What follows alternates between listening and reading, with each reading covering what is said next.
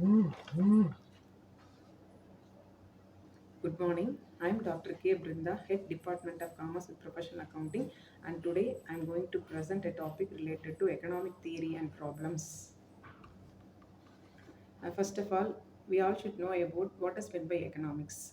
Economics is science which studies the economic activities of man and also the community. It deals with man's day-to-day life of his work, and also it takes into account an individual income and also his expenditure. Mainly, there are different definitions given by different economists, namely scarcity definition, which was given by L. Robbins, wealth definition given by Adam Smith, welfare definition given by Alfred Marshall, growth oriented definition, which has been given by Sam Wilson, and need oriented definition, which has been given by Jacob Winner. And the meaning of economics is concerned with what is the production we are going to do and to whom we are going to produce the goods, that is consumption, and distribution, how we are going to distribute the product to the market, and what are the investments of goods and services we have made. And next is wealth, which has been most important in economics. This wealth concept has been clearly explained by Adam Smith, who is the father of economics. Economics as a science which inquires its nature and cause of wealth of nation, and it also gives importance on production and growth of wealth, which is most important subject in the economics. Related to wealth, it takes only material goods. So since it takes only material, there are criticisms also related to wealth definition.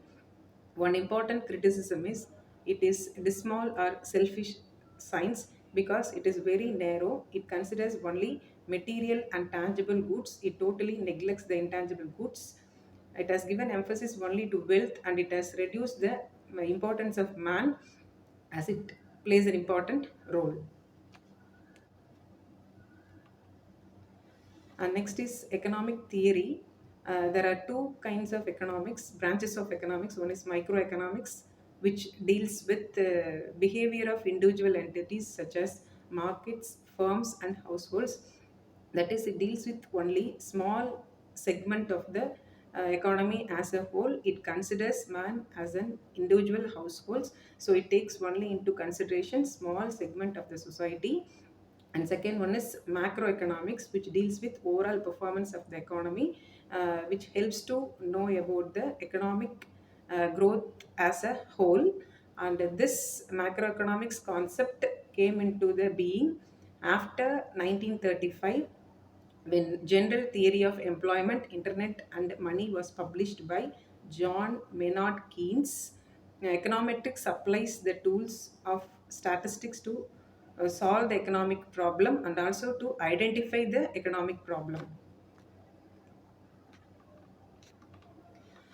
Next is economics is science because it exhibits the relationship between causes and effects. In what way we can call it as economics as a science is positive science, because it deals with the questions like what is, what was, what will be, and what will be the actual happenings in the real world. Some of the examples of positive statements are India is an overpopulated country, and the prices in Indian economy are constantly rising because of inflation, and also it also happens because of deflation.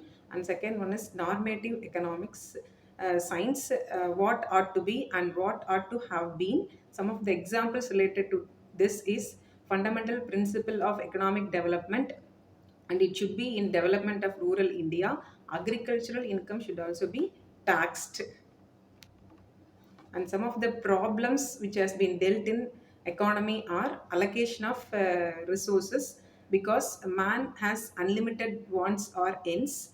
The means or resources to satisfy them are limited, as the resources are not specific but have alternative uses, and also man has therefore to choose between their wants, which is the most important to be satisfied first. What is the first need to be satisfied? And efficient use or fuller utilization of resources. We should not waste the resources, as the resources are very scarce. Also, economic development are growth of resources. Since the resources are most needed for production, so we have to take step to grow the resources. Also, we have to plan before going for production, for whom to produce and what to produce and how to produce. Some of the books referred are Business Economics and Managerial Economics by Dr. S. Shankaran. Thank you all.